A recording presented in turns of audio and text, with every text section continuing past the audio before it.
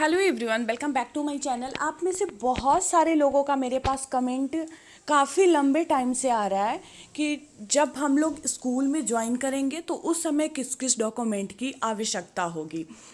तो आज इस वीडियो में मैं आपको बताने वाली हूँ, साथ में प्रूफ के साथ दिखाने वाली हूँ किस तरह का डॉक्यूमेंट रहेगा, किस चीज़ की आप लोगों को ज़रूरत पड़ेगी।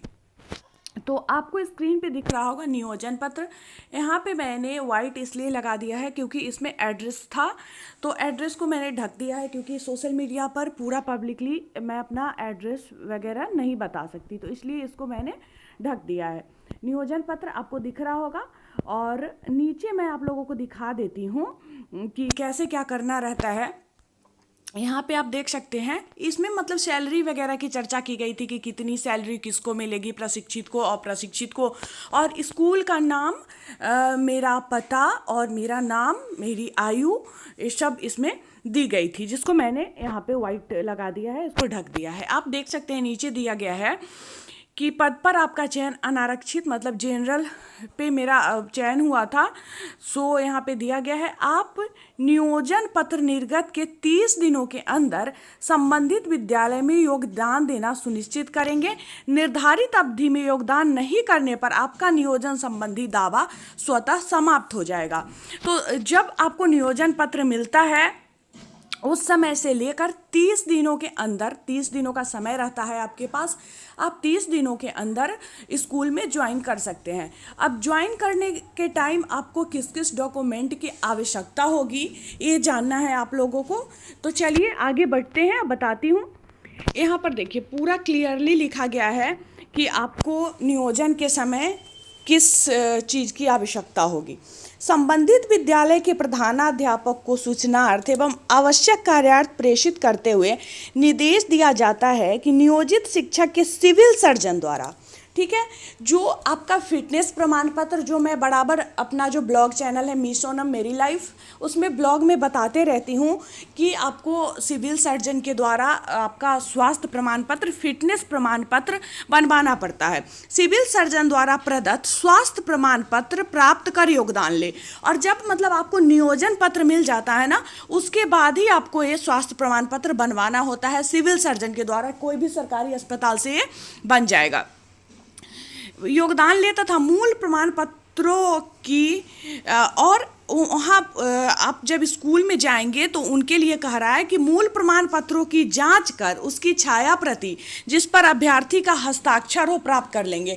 तो उस समय पहले इसकी डॉक्यूमेंट की जांच नहीं हुई थी, तो उस समय स्कूल में भी डॉक्यूमेंट का जांच करना था आपको, मतलब जो स्कूल के एचएम को उससे जो मूल प्रमाण पत्र है उससे मिलान कर लेना था और मूल प्रमाण पत्र वापस कर देना था और उसकी छाया प्रति रख लेना था। छाया प्रति रख के अभ्यर्थी का मूल प्रमाण पत्र लौटा देना था, मतलब कि उसकी जांच कर लेनी थी कि वो मैच कर रहा है कि नहीं जो फोटो स्टेट उन्होंने लगाया है।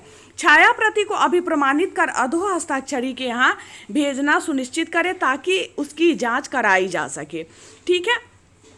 इसके बाद ये नियोजन पत्र हो गया। अब मैं आपको स्वास्थ्य प्रमाण पत्र जो बनवाया गया था उस समय मेरे द्वारा, वो भी मैं आप लोगों को दिखाती हूँ।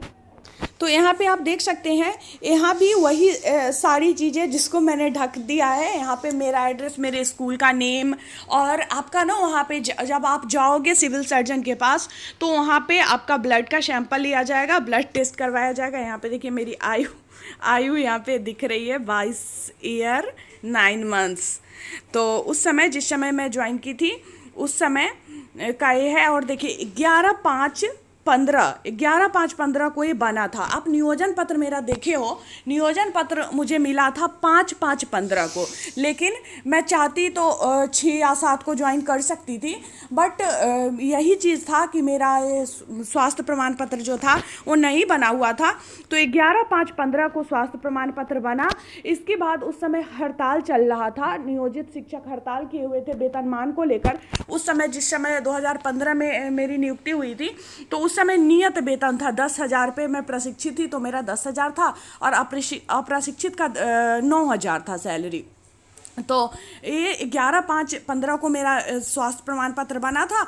और इसके बाद मैं फिर ज्वाइन कब की थी, 12/5/15 को मैं ब्लॉक में ज्वाइन की थी क्योंकि स्कूल में हड़ताल चल रहा था, तो स्कूल वाले उस समय ज्वाइन नहीं करवाते, तो ब्लॉक में ज्वाइन करना पड़ा था। तो 12/5/2015 को ब्लॉक में ज्वाइन करवाया गया था। इसके बाद फिर जब हड़ताल समाप्त हुआ, उसके बाद फिर स्कूल में 1 जून 2015 को मैं ज्वाइन की थी। और उस समय थोड़े दिन के बाद एक वो शपथ पत्र बनवा के देना पड़ा था। तो उस समय सिर्फ जो नए ज्वाइन किए थे उन्हीं को नहीं, सारे शिक्षकों के जितने भी नियोजित शिक्षक थे सभी को देना पड़ा था कि उनका सारा डॉक्यूमेंट जो है, जितना भी कागजात उन्होंने जमा किया है सब सही है, और अगर उसमें कुछ भी गड़बड़ी पाई जाएगी तो उसकी पूरी जिम्मेदारी मेरी होगी। मतलब अभ्यर्थी द्वारा वो किया गया था शपथ कि वो जिम्मेदारी जो है मेरी होगी, और अगर मतलब मेरा प्रमाण पत्र गलत पाया जाता है तो मेरे ऊपर कार्रवाई होगी। तो ऐसा बना था, लेकिन इस बार ऐसा कुछ नहीं बनेगा, क्योंकि पहले से ही वो है, क्या कहते हैं, पहले से डॉक्यूमेंट का जांच होके ही नियुक्ति पत्र आप लोगों को मिल रहा है, तो वो सब चीज़ें देने की आवश्यकता नहीं है। लेकिन ये फिटनेस प्रमाण पत्र ज़रूर देना पड़ता है जब आप डीएलएड वगैरह में भी एडमिशन लिए होंगे, सरकारी डीएलएड कॉलेज में या प्राइवेट में भी, तो उस समय भी ये फिटनेस प्रमाण पत्र मांगता है। तो उम्मीद है कि आप लोगों का जो डाउट था वो क्लियर हो गया होगा शिक्षक नियोजन को लेकर। और भी कोई डाउट हो तो आप मुझसे कमेंट में पूछ सकते हो, मैं उस पर वीडियो बना दूंगी। इधर आके बहुत दिनों से मैं थोड़ा सा इससे निराश हो गई थी, नियोजन का कार्य जो आगे नहीं बढ़ रहा था, जिस वजह से मैं वीडियो बनाना बंद कर दी थी। जो भी अपडेट न्यूज़पेपर वगैरह में आता था उसी को मैं अपडेट करती थी। तो उम्मीद है कि आप लोगों को समझ में आ गया होगा। और भी कोई डाउट रह गया है तो पूछ लीजिएगा मेरे से। और हाँ, आप लोगों का जो काउंसलिंग हुआ था उस समय जो आप लोगों को मिला था, चयन जो हो गया था, उसका जो रिसीविंग आप लोगों को मिला था, वो रिसीविंग ज़रूर लेकर जाइएगा। वो रिसीविंग आप लोग दिखाएंगे, उसके बाद ही आप लोगों को नियोजन पत्र मिलेगा, क्योंकि रिसीविंग की उसमें आवश्यकता पड़ेगी। आपका चयन हुआ है, ये प्रूफ उस रिसीविंग पे ही है कि आपका चयन वहाँ पे हुआ है।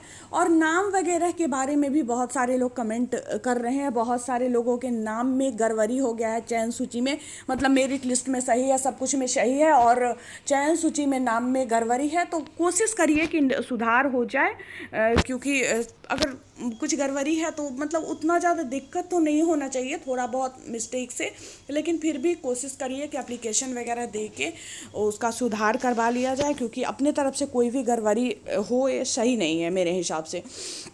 और भी कोई डाउट हो नियोजन को लेकर, 7वें चरण के नियोजन को लेकर, या किसी भी तरह का सवाल हो तो आप मेरे से पूछ सकते हो। मैं कोशिश करूँगी उसका जवाब देने का, अगर मुझे पता हो तो मिलती हूँ फिर आप लोगों से मैं नेक्स्ट वीडियो में। तब तक के लिए बाय बाय।